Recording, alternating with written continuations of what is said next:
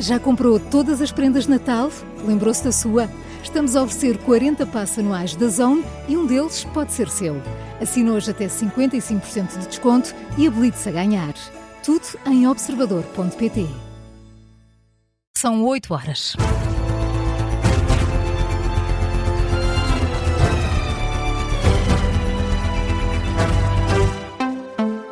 As notícias com Carla Jorge de Carvalho. Portugal precisa de 38 mil novos professores nos próximos 10 anos para colmatar a falta de docentes no ensino público. Isto numa altura em que mais de metade dos professores com menos de 30 anos pensa em abandonar a profissão a curto prazo. É a conclusão de um relatório do Conselho Nacional de Educação que faz um retrato das escolas e do estado da educação com base em dados de 2024. O estudo alerta também que as desigualdades nas escolas continuam, sendo que há cada vez mais alunos estrangeiros. Mas a falta de professores continua a ser mesmo o maior desafio, Miguel Gato. O Conselho Nacional de Educação conclui que cerca de 20% dos professores pondera abandonar a profissão nos próximos 5 anos e a situação é particularmente preocupante entre os docentes até aos 30 anos. Aqui o número sobe para 54%, ou seja, mais de metade. Sinais negativos na educação, numa altura em que Portugal necessita de 3.800 novos professores por ano, 38 mil novos docentes na próxima década. O estudo aponta a educação pré-escolar como a área mais crítica, sendo que os problemas começam a afetar também o ensino superior. Aqui os professores com 60 ou mais anos quase duplicaram na última década. O relatório diz por isso que renovar a classe é um desafio urgente. Miguel, olhamos agora para os alunos.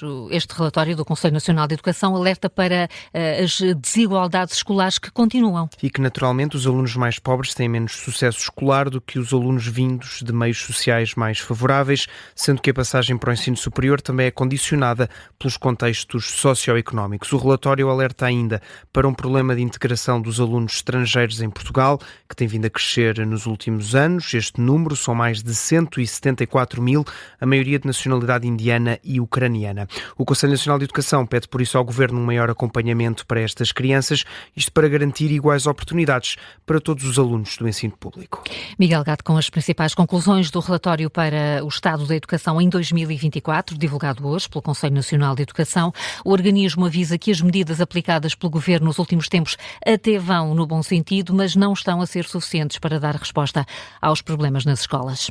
A Ministra da Saúde alerta que este ano a gripe chegou mais cedo e com mais impacto. Ana Paula Martins avisa que as próximas 8 semanas vão ser muito exigentes e admite mesmo parar as operações não urgentes. A Ministra convocou uma conferência de imprensa ontem ao final da tarde para deixar alertas sobre a gripe, mas também para pedir calma. Ana Paula Martins explica que nas próximas 8 semanas espera-se um aumento da procura dos serviços de urgência em hospitais, centros de saúde e na linha SNS 24.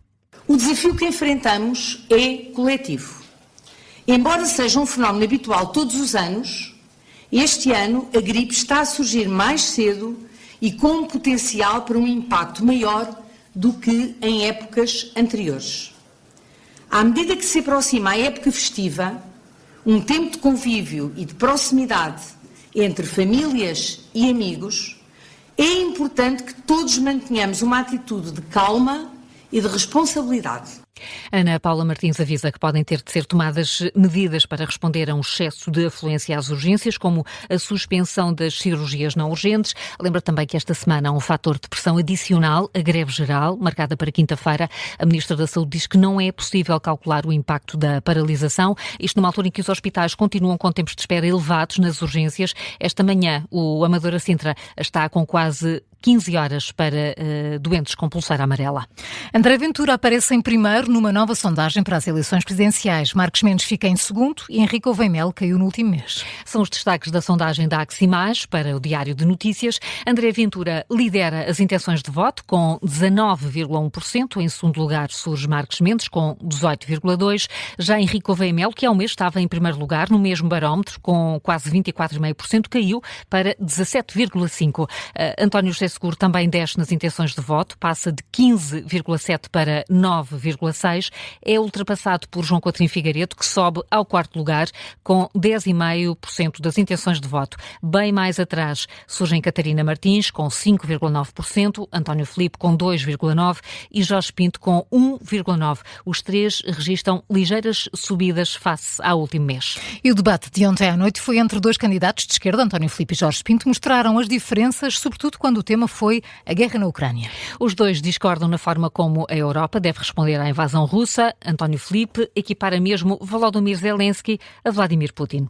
A posição que eu sempre defendi foi que a guerra devia ter sido evitada, devia ter sido acabada, devia-se ter aproveitado a possibilidade aberta em Istambul logo em 2022 para acabar com a guerra. Foi o Sr. Boris Johnson que interveio para que isso não acontecesse. Eu quero é que a paz António Filipe é tão crítico de Putin como de Zelensky. Claramente. Mas eu tenho alguma coisa a ver com Putin. Ora, Jorge Pinto acusa António Filipe de fazer piadas sobre o mandato de captura do Tribunal Penal Internacional a Putin.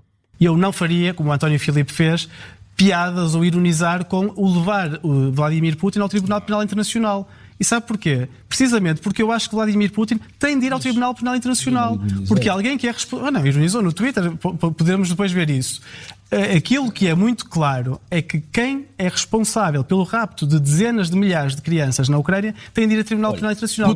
A eutanásia foi tema pela primeira vez nestes debates. António Filipe defende que a lei não precisa de ser vetada. Diz que se fosse presidente tinha promulgado a lei. Jorge Pinto concorda que o tema não deve voltar à Assembleia da República, mas sublinha que defende sempre a dignidade em todas as fases da vida. E hoje, depois do Jornal das 9, não perca o novo Sob Escuta especial presidenciais, esta terça-feira com Luís Marques Mendes. São 8h06, já a seguir momentos de glória. Primeiro, Carla, que outras notícias marcam a atualidade. O Estado-Maior-General das Forças Armadas quer contratar 10 mil militares nos próximos 20 anos, isto para responder às exigências que se colocam a Portugal na União Europeia e na NATO. É o que diz o general José Nunes da Fonseca em entrevista ao Jornal Público. O chefe do Estado-Maior-General das Forças Armadas alerta para graves problemas de recursos humanos no setor. Para o contornar, explica que Portugal precisa de chegar aos 35 mil militares até 2045.